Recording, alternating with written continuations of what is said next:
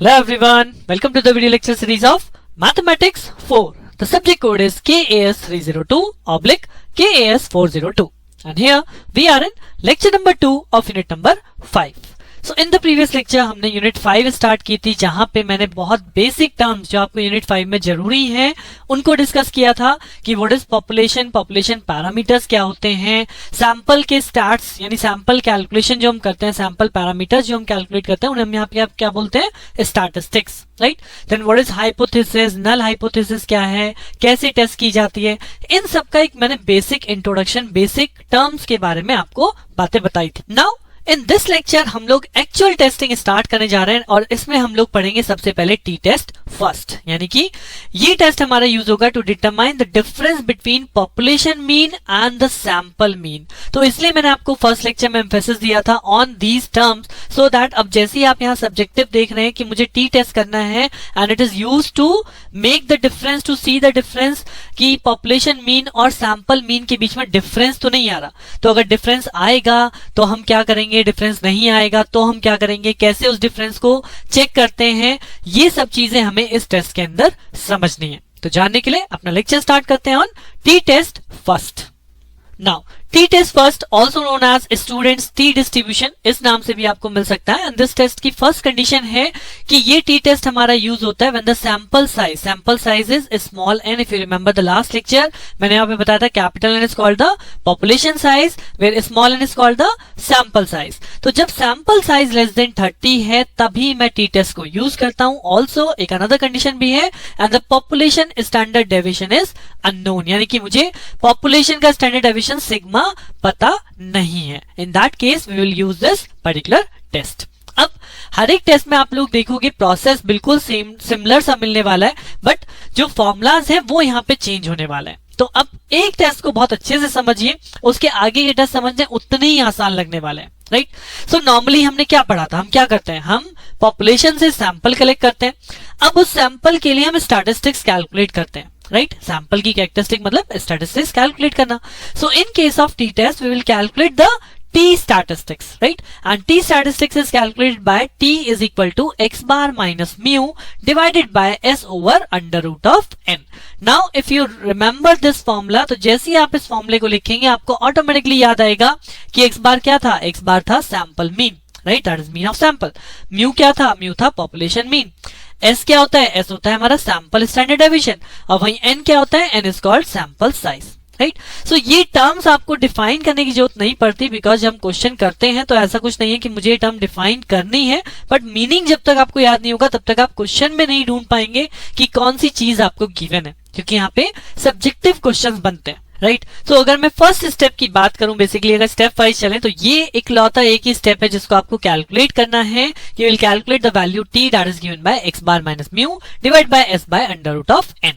अगर इसमें से s यानी कि सैंपल स्टैंडर्ड डेविएशन गिवन नहीं होता उस केस में we will calculate the s by this formula that is under root of summation x minus x bar whole square n minus 1. और ये फॉर्मूला आपको लिखने के लिए 2 मार्क्स में एज इट इज पूछा जा सकता है कि what do you mean by t statistics and write down the formula for used in t test. तो उस केस में आप फॉर्मूला भी लिखते हैं और इन टर्म्स का मतलब भी डिफाइन करते हैं, राइट. अब इसको क्वेश्चन में कैसे यूटिलाइज करना है, जस्ट सी द क्वेश्चन. सो ये क्वेश्चन आपका लास्ट पेपर से ही है, इसमें ऑलरेडी 2 मार्क्स का क्वेश्चन पुटअप हो चुका है बिकॉज इसके अंदर सब्जेक्टिव, जैसे मैंने दिया आपको सब्जेक्टिव क्वेश्चन है. अब उसमें से आपको खुद ढूंढना है कि कौन सी टर्म कहां पे गिवन है. So it says a machine which produces a mica insulating washers for use in electric device to turn out washers having a thickness of 10 mm. एक मशीन है जो कि आपका वॉशर जनरेट कर रही है और जो वॉशर वो प्रोड्यूस कर रही है उसकी ऑन एन एवरेज थिकनेस क्या है, दैट इज 10 mm. यानी ये किसके बारे में बात हो रही है, ये एक मास प्रोडक्ट के बारे में बात हो रही है कि एक मशीन जो कि मल्टीपल वॉशर जनरेट कर रही है. यहाँ पे वॉशर्स की कोई गिनती नहीं है, it will generating multiple washer. तो वो एक पॉपुलेशन हो गई और उस पॉपुलेशन का एक कैरेक्टरिस्टिक आपको दी गई क्या, that is average thickness and that thickness is 10 mm. So according to this your mu become 10 mm, right. This is called population mean, right. Now a sample of 10 washers has an average thickness 9.52 mm with a standard deviation of 0.6 mm. Find out t. Right. अब find out T है नहीं, T का formula क्या कहता है, t कहता है x bar minus mu divide by s upon under root of n. अब जैसे ही मैंने ये फॉर्मूला लिखा, इसके बाद मैं ढूंढूंगा कि इन कांस्टेंट की वैल्यू क्या है, एक्स बार क्या है, म्यू क्या है, right. So from this question I will find that mu की वैल्यू मुझे पता चल गई, म्यू इज इक्वल टू 10। इसके बाद यहाँ पे मिलता है अ सैंपल ऑफ 10 वॉशर्स, यानी ये क्या हो गया, ये हो गया मेरे लिए n, that is sample of 10 washers has an average thickness 9.52, तो ये हो गया x bar with a standard deviation, तो ये हो गया स्मॉल s दैट इज 0.6। यानी कि सारी वैल्यूज मेरे पास हैं। स्ट्रेट फॉरवर्ड t कैलकुलेट करना है तो t का फॉर्मूला लिखा, जस्ट पुट द वैल्यू कि दिस बिकम 9.52 माइनस म्यू की वैल्यू 10 डिवाइडेड बाय s की value 0.6 divided by under root of 10। तो जैसे ही आप इसे सॉल्व करेंगे you will get the answer minus 2.529। This is the answer, this is the value of right. तो simply इतना क्वेश्चन है, कोई टेस्टिंग नहीं करवा रहा, केवल आपको कुछ स्पेसिफिकेशन दे दी गई, उस बेस पे आपने केवल टी स्टार्ट्स को कैलकुलेट किया है, राइट। अब अगर एक्चुअल में टी टेस्ट की बात करूं, ये तो मैंने केवल आपको उस फॉर्मूले पे जस्ट एक क्वेश्चन यहाँ पे दिखाया है, बट अगर मैं इस एक्चुअल टेस्ट की बात करूं तो जैसा कि मैंने आपको इंट्रोडक्शन बोला था, इस टेस्ट का मेन रोल होता है कि पॉपुलेशन मीन और सैंपल मीन एक दूसरे के इक्वल हैं या नहीं है, राइट। और हमारी हाइपोथेसिस क्या है, जिसे हमने लास्ट लेक्चर में पढ़ा था, that is called null hypothesis. Null hypothesis क्या थी, जिसे हम बिफोर टेस्टिंग मान के चलते हैं कि हाँ ये चीज है, ये चीज सही है, एक बेस हमने माना। तो इस टेस्ट के अंदर हमारा वो बेस क्या है, हमारा बेस है कि mu is always equal to x bar. ये मेरी नल हाइपोथेसिस हमेशा इन टाइप के क्वेश्चन में रहेगी कि H naught is mu is equal to x bar, यानी पॉपुलेशन मीन और सैंपल मीन में कोई डिफरेंस नहीं है, दोनों के दोनों एक दूसरे के इक्वल है, राइट।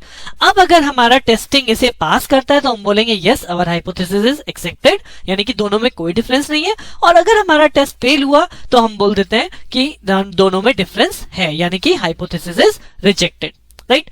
अब इस टाइप के क्वेश्चन आपको कैसे दिखेंगे, तो ये क्वेश्चन आप कर चुके हैं, this is the problem number 2, जहां पे स्ट्रेट फॉरवर्ड मैंने इसी चीज को रिप्रेजेंट किया है।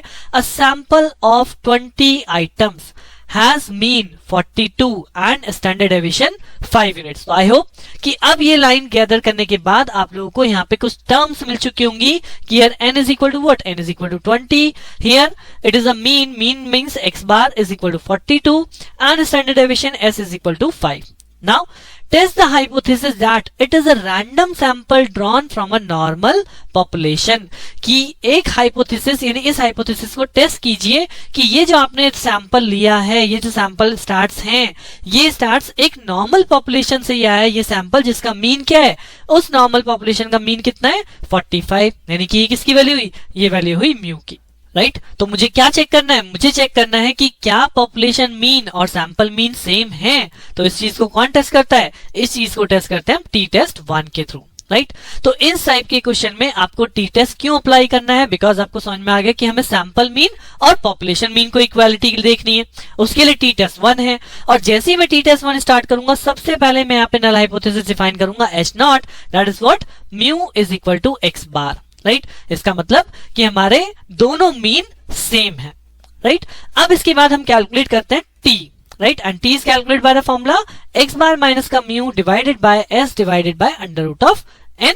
तो जैसे ही आप इसमें वैल्यू पुट करेंगे, एक्स बार की जगह 42 minus 45 that is mu 45 divided by S की जगह 5 divided by under root of 20। So all this value you will get 2.68 in minus sign, right. और यहाँ पे कैलकुलेटर जरूर यूज कीजिए, कैलकुलेशन करिए, तभी आपको कॉन्फिडेंस उसी तरह से बनेगा, राइट।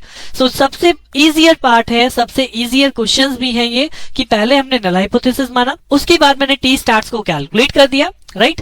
अब ये है एक तरह से कैलकुलेटेड वैल्यू, जिसे हम इस तरह से लिख देते हैं मॉड कैलकुलेटेड वैल्यू इज 2.68। तो अगर नेगेटिव वैल्यू भी आ रही है तो आपकी पॉजिटिव वैल्यू में कन्वर्ट हो गई। तो अब ये तो कैलकुलेटेड है ना, इस कैलकुलेटेड वैल्यू को ये कैसे पता करूं कि ये सही है गलत है। तो इस चीज को करने के लिए यहाँ पे एक स्टैंडर्ड वैल्यू लाई जाती है, और वो स्टैंडर्ड वैल्यू आती है from this t test table, जिसमें आपको टी टेस्ट के अंदर यानी टी की वैल्यू, टी की क्या वैल्यू होगी at different degree of freedom, जी हाँ, यहाँ पे कुछ टर्म आने वाले हैं जिनको बहुत ध्यान से सुनिएगा कि अब इस टेबल में से मैं किस तरह से टी की वैल्यू को देखूंगा। तो वो टी की वैल्यू कहाँ पे डिफाइन है, वो टी की वैल्यू डिग्री ऑफ फ्रीडम पे डिफाइन है, like 1 2 3 4 5 6 up to s on up to infinity. और दूसरी चीज होती है लेवल ऑफ सिग्निफिकेंस, कि लेवल ऑफ सिग्निफिकेंस कितना है, 0.5 0.1 0.05 0.02 0.01। इसका मतलब हो गया 50%, इसका मतलब हो गया 10%, इसका मतलब हो गया 5%, that is equal to 2% and that is equal to 1% and this is 0.1%, right, that is 0.1%। So ये लेवल ऑफ सिग्निफिकेंस का मतलब क्या है कि हम कितना डिफरेंस अलाउ कर रहे हैं, राइट, कितना डिफरेंस अलाउ कर रहे हैं। सपोज आप कोई स्टैंडर्ड थिंग बनाने जा रहे हो, आपने कोई एक्सपेरिमेंट किया, उस एक्सपेरिमेंट का कोई रिजल्ट है, अब आप उस रिजल्ट को टेस्ट करोगे ना किसी स्टैंडर्ड रिजल्ट से, तो स्टैंडर्ड रिजल्ट और टेस्ट रिजल्ट यानी कि एक्सपेरिमेंटल रिजल्ट में कितना डिफरेंस वैलिडेट है, वो ये लेवल ऑफ सिग्निफिकेंस शो करता है कि 1% तक हम मान सकते हैं वैलिड है, 2% डिफरेंस को हम वैलिड कर देते हैं 5%। तो हम बाय डिफॉल्ट जो कंसीडर करते हैं ना, वो ये 5% वाला कंसीडर करते हैं। जब तक हमें क्वेश्चन में ना गिवन हो तब तक आपको ये कॉलम कंसीडर करना है बाय डिफॉल्ट 5% का। एंड दूसरी चीज यहाँ पे क्या चाहिए, डिग्री ऑफ फ्रीडम। तो इस टेबल से मैं एक वैल्यू कैलकुलेट करके लिखता हूं यहाँ पे, that is called T tabulated, tabulated मतलब from the table, and that is calculated at degree of freedom and that degree of freedom is n-1, जिसको आप गामा से भी रिप्रेजेंट करते हैं, gamma is equal to n-1। now as per the question what is n is 20। तो अगर यहाँ पे आप देखोगे तो डिग्री ऑफ फ्रीडम क्या बनेगी, डिग्री ऑफ फ्रीडम की वैल्यू बनेगी 19, राइट। सो टी टैबुलेटेड यानी टी की value at degree of freedom 19। अब आप इस टेबल को देखिए कि ये रहा आपके पास 19, इस 19 के सामने देखना है कौन से कॉलम में, कॉलम हमें यूज करना है 0.05 वाला, यानी ये है 0.0505 वाला कॉलम। तो जब आप इसमें एक हॉरिजॉन्टल और वर्टिकल लाइन देखेंगे तो ये इस पॉइंट पे आके क्रॉस कर रहा है, तो ये हमारी वैल्यू है कि T tabulated at degree of freedom 19। And also इसे ऐसे भी रिप्रेजेंट कर दिया था कि टी एट 0.05 सेटिस्फेक्शन लेवल या significance level, it is given as 2.09, right. So एक हमारी कैलकुलेटेड वैल्यू है from the formula with the given values, एक हमारी टैबुलेटेड वैल्यू है जो कि टेबल से आपको मिलेगी। सो एक वैल्यू कैलकुलेटेड है, एक वैल्यू टैबुलेटेड है। अब उसके बाद आपको यहाँ पे लिखना है, चेक करना है क्या आपकी कैलकुलेटेड वैल्यू लेस है या ग्रेटर है as compare to standard value, right. अब इसका कॉन्सेप्ट बहुत सिंपल सा है कि अगर मैं कोई टेस्टिंग कर रहा हूं, वो टेस्टिंग स्टैंडर्ड वैल्यू से नीचे आ रही है, राइट, तो ये तो मेरी टेस्टिंग सक्सेस हुई ना। लेकिन अगर मेरी कैलकुलेटेड वैल्यू जो इस क्वेश्चन में है 2.68, now this time it is become greater than tabulated value यानी कि स्टैंडर्ड वैल्यू, यानी कैलकुलेटेड वैल्यू अभी स्टैंडर्ड वैल्यू से ऊपर आ रही है। इसका क्या मतलब हुआ, यानी अभी हमारा एक्सपेरिमेंट फेल है, राइट, एक्सपेरिमेंट पास नहीं हुआ। इस टेस्ट ने इस थ्योरी को पास नहीं किया जो कि कहता था कि ये सैंपल जो लिया गया है वो एक पॉपुलेशन से लिया गया जिसका मीन क्या है, जिसका मीन 45 है। तो ये जो हमने नल हाइपोथेसिस मानी थी कि mu is equal to x bar, यानी there is no difference between the population mean and the sample mean. अब ये टेस्ट कहता है दिस इज फेल, तो हम यहाँ पे लिख देते हैं H0 इज रिजेक्टेड, राइट। अगर आपकी कैलकुलेटेड वैल्यू टैबुलेटेड वैल्यू से ज्यादा आ रही है तो your null hypothesis is rejected. But अगर आपकी calculated value within standard यानी लेस देन स्टैंडर्ड बनती है तो हम बोलते हैं कि hypothesis is accepted, there is no difference between the population mean and the sample mean, right. तो अगर सम अप करूं तो बेसिकली देयर आर 4 स्टेप्स जिनमें आप इस क्वेश्चन को सॉल्व करते हैं और आगे जितने भी टेस्ट हैं सबको इसी तरह से सॉल्व करना है। व्हाट आर दोज स्टेप, सबसे पहला define the null hypothesis, second में आपने स्टार्स कैलकुलेट करना है, यानी जिस भी टेस्ट को हम कर रहे हैं उसका कैलकुलेशन करेंगे, राइट। थर्ड स्टेप हम टैबुलेटेड वैल्यू लेके आएंगे और फोर्थ स्टेप में इन दोनों के बेस पे हम फाइनल अपनी नल हाइपोथेसिस को ही लिख देते हैं कि आइदर इट इज एक्सेप्टेड और rejected. So this is the way how to perform a test particular question in this unit, right? अभी आपका केवल एक टेस्ट है, इसी बेस पे सारे टेस्ट होने। तो अगर आपको ये टेस्ट नहीं समझ में आया तो यहीं पे वीडियो को पॉज कीजिएगा, वापस सुनिएगा, राइट, और इस टेस्ट में अपने आप को कंफर्टेबल लाइए, तभी आप आगे के क्वेश्चंस बहुत इजीली समझने वाले हैं। तो अगर मैं नेक्स्ट क्वेश्चन की बात करूं, so this is the next question. अब यहाँ पे मैंने क्वेश्चन में क्या दिया है, the 9 items of a sample have the following values, right. So there are 9 items in your sample, तो n इज इक्वल टू कितना हो गया 9, राइट, and these are the values of these sample, got it. तो ये हो गया हमारे 9 sample. Now it says does the mean of these values differ significantly from the assume mean 47.5, यानी कि इन सैंपल का जो मीन है क्या वो 47.5 से डिफरेंट है? सो 47.5 क्या बन गया? It becomes mu. और इन सभी सैंपल का अगर मैं आपको बोलूं मीन कैलकुलेट करना तो कैसे कैलकुलेट करेंगे? इन सबको ऐड करेंगे, डिवाइड बाय 9 करेंगे, सो मुझे यहाँ पे x बार मिल जाएगा 49.1, राइट? सबको ऐड करते हैं, डिवाइड बाय 9 करते हैं, यही तरीका होता है मीन कैलकुलेट करने का। तो x bar become 49.1। So this x bar is differ from 47.5। ये चीज हमें चेक करनी है और इस चीज को चेक कौन करवाता है? T test first. तो फिर वही सेम 4 स्टेप। सबसे पहला step I will write h naught, that is what x bar is equal to mu, that means there is no difference between population mean and the sample mean. Now the second step is t is equal to x bar minus mu divided by s over under root of n. So यहाँ पे अब की बार x बार मुझे पता है that is 49.1, मुझे mu पता है mu is 47.5, बट क्या मुझे s पता है? क्या मुझे सैंपल स्टैंडर्ड डेविएशन पता है? जी नहीं, मुझे स्टैंडर्ड डेविएशन नहीं पता। तो दैट्स व्हाई मैंने आपको फॉर्मूले के टाइम पे दिखाया था कि जब आपको स्टैंडर्ड डेविएशन नहीं पता होता we will calculate the s by the formula under root of x minus x bar whole square divided by n minus 1। इस फॉर्मूले का यूज करके हम अपने s को कैलकुलेट करते हैं। मींस x माइनस x बार यानी कि हर एक सैंपल के लिए मुझे कैलकुलेशन करनी पड़ेगी ना, तभी तो उसका समेशन आएगा। There is a summation also. So summation x minus x bar whole square divide by n minus 1। So I will make a table like that कि this is x is 45, 47, 50, 52। उसके बाद मैंने यहाँ पे x माइनस x बार बनाया। क्या था x बार है 49.1, right? So 45 minus 49.1 that is minus 4.1 और फिर हमने इसका कर दिया स्क्वायर। तो इस तरह से हर एक सैंपल के लिए आप कैलकुलेशन करेंगे, स्टैटिस्टिक्स है, और कैलकुलेशन करने के बाद जब ये आपको कंप्लीट कॉलम मिलेगा तो इसका समेशन सॉल्व करेंगे। That summation comes out to be 54.89, right? तो यहाँ स्टेप्स वही है बट केवल हमारी कॉम्प्लेक्सिटी बढ़ जाती है क्योंकि इस टाइप के क्वेश्चन में s मुझे डायरेक्टली गिवन नहीं है। सो दैट्स व्हाई मुझे यहाँ पे स्टार्स यूज करना पड़ेगा, s का फॉर्मूला बदलना पड़ेगा। अब मैं इस फॉर्मूले का यूज करूंगा तो यहाँ पे जो मुझे मिला s इज इक्वल टू क्या हो जाएगा? Under root of summation x minus x bar whole square divided by n minus 1, यानी कि हो जाएगा under root of 54.89, that is the value of summation x minus x bar whole square divided by n। कितना था? n था 9, 9 minus 1 that is equal to 8। और इसको आप सॉल्व करेंगे you will get the value 2.619। अब जैसे ही मुझे s मिला I can calculate the value of t and t is calculated, ये मुझे पता ही है x bar and mu. s मुझे मैंने कैलकुलेट कर लिया, this is 2.619 under root of divide by under root of 9। तो जैसे हम इसे सॉल्व करेंगे you will get the value 1.83, right? So this is what, this is calculated value. Now the next term is what is the tabulated value and what is the degree of freedom to calculate the tabulated value? Degree of freedom क्या होती है? That is n minus 1। तो अगर ये मेरी table है तो मैं यहाँ पे tabulated value कैसे लेके आऊंगा? Tabulated value at 9 minus 1 यानी n minus 1 that is equal to 8। So अब आप फिर से देखिए 8, this is the 8 one, right? This is the 8 degree of freedom. तो इसके सामने देखना है और वर्टिकल कॉलम में 0.05 वाला लेना है बाय डिफॉल्ट। तो this value comes out to be 2.31, यानी कि t tabulated is 2.31।